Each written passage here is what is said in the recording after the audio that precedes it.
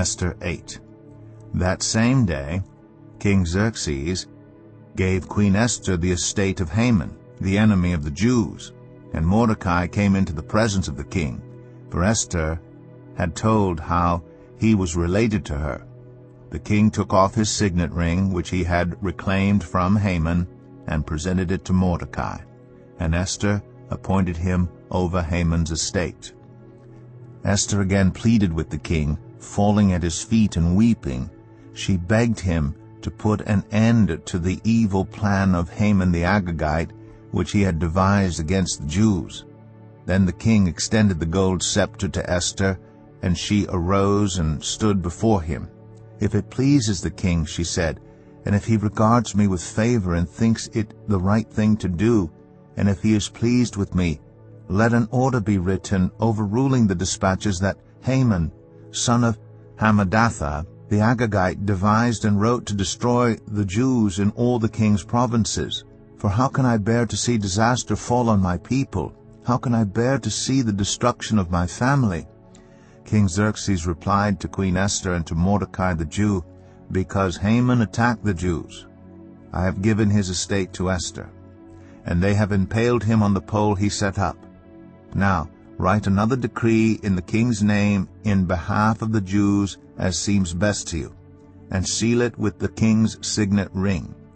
For no document written in the king's name and sealed with his ring can be revoked." At once the royal secretaries were summoned. On the 23rd day of the 3rd month, the month of Sivan, they wrote out all Mordecai's orders to the Jews and to the satraps, governors, and nobles of the 127 provinces stretching from India to Cush. These orders were written in the script of each province and the language of each people, and also to the Jews in their own script and language. Mordecai wrote in the name of King Xerxes, sealed the dispatches with the king's signet ring, and sent them by mounted couriers who rode fast horses especially bred for the king. The king's edict granted the Jews in every city the right to assemble and protect themselves, to destroy, kill, and annihilate the armed men of any nationality or province who might attack them and their women and children, and to plunder the property of their enemies. The day appointed for the Jews to do this in all the provinces of King Xerxes was the 13th day of the 12th month, the month of Adar. A copy of the text of the edict was to be issued as law in every province and made known to the people of every nationality, so that the Jews would be ready on that day to avenge themselves on their enemies. The couriers riding the royal horses went out, spurred on by the king's command, and the edict was issued in the citadel of Susa.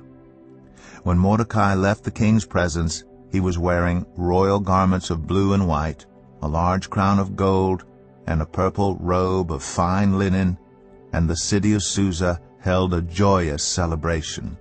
For the Jews it was a time of happiness and joy, gladness and honor.